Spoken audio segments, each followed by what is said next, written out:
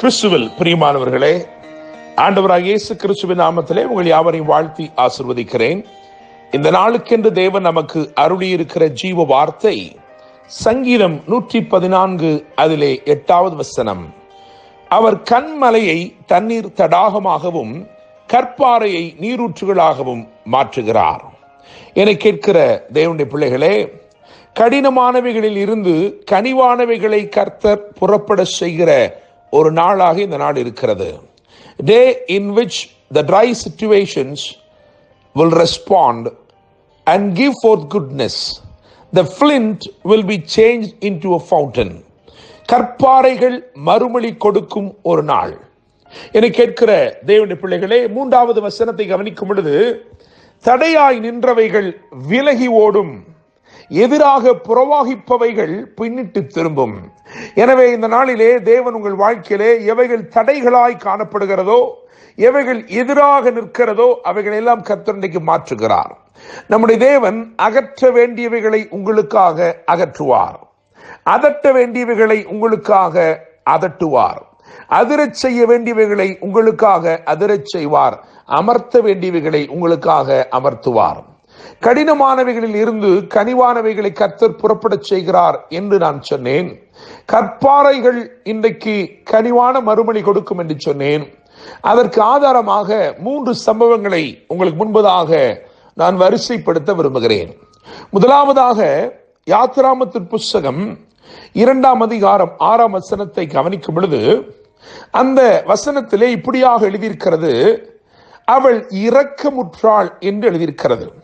பார்வோனின் குமாரத்தி, அதிகாரம் நிறைந்த ஒரு இடத்திலிருந்து வருகிற பார்வோனின் குமாரத்தி, அந்த நாட்களிலே இஸ்ரவேலருக்கு விரோதமாய் கடினமான உத்தரவுகளை பிறப்பித்திருந்த ஒரு பார்வோனின் குடும்பத்தில் இருந்து வருகிற பார்வோனின் குமாரத்தி, அவளிடத்திலிருந்து ஒரு கனிவு வெளிப்பட்டது. அவள் இரக்கமுற்றாள் என்று எழுதியிருக்கிறது. என்னுடைய பிள்ளைகளே, பார்வோனின் குமாரத்தியிடத்தில் இருந்து பாசம் வெளிப்பட்டது என்று நான் எழுதியிருக்கிறேன். அதைத்தான் முதல் குறிப்பாக நான் வைக்க விரும்புகிறேன். இந்த நாள் நிச்சயமாக உங்கள் வாழ்க்கையிலே கடினமான இடத்திலிருந்து கனிவானவைகளை கர்த்தர் புறப்பட செய்கிறார்.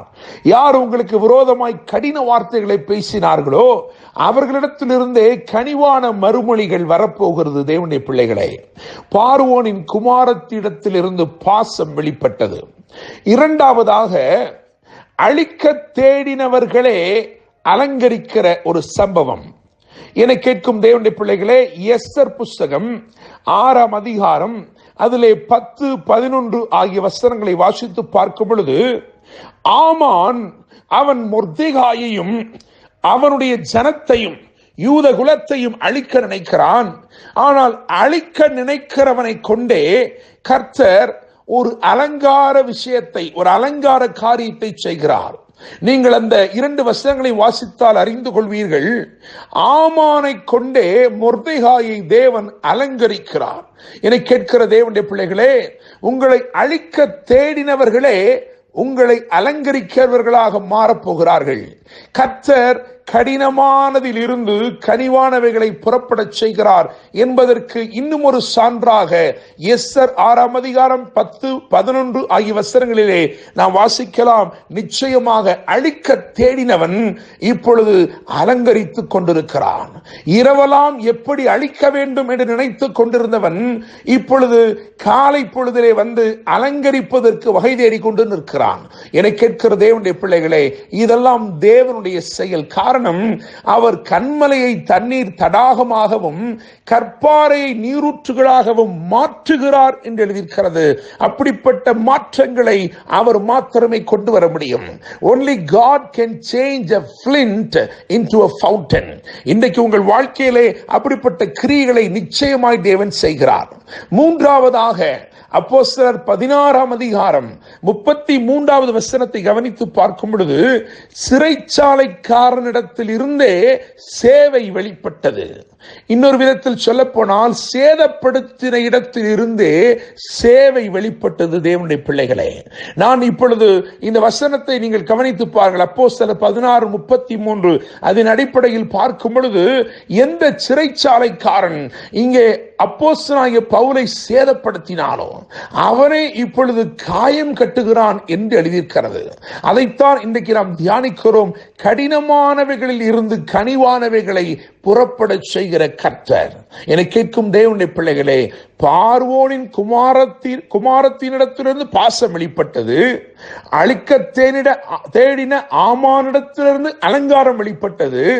இங்கே சிறைச்சாலைக்காரன் சேதப்படுத்தின சிறைச்சாலைக்காரனிடத்திலிருந்து சேவை வெளிப்படுகிற தேவனுடைய பிள்ளைகளே. காரணம், அவர் கன்மலையை தண்ணீர் தடாகமாகவும் கற்பாறையை நீரூற்றுகளாகவும் மாற்றுகிறார். The dry ground will respond. இந்த நாளிலே கடினமான எல்லாம் இந்த நாளிலே கனிவானவைகளை உங்களுக்காக புறப்பட செய்கிறது. இதன் பின்னணியிலே கர்த்தர் இருக்கிறார். கர்த்தர் இந்த காரியங்களை செய்திருக்கிறார். உங்கள் வாழ்க்கையில இன்றைக்கு கர்த்தர் கன்மலையை தண்ணீர் தடாகமாக மாற்றி கற்பாறையை நீரூற்றாக மாற்றி தொடர்ந்து அதிலிருந்து நன்மைகள் வரும்படி செய்து உங்களை ஆசீர்வதிப்பாராக. என்று அன்புடன் pastor Daniel Moses. God bless you.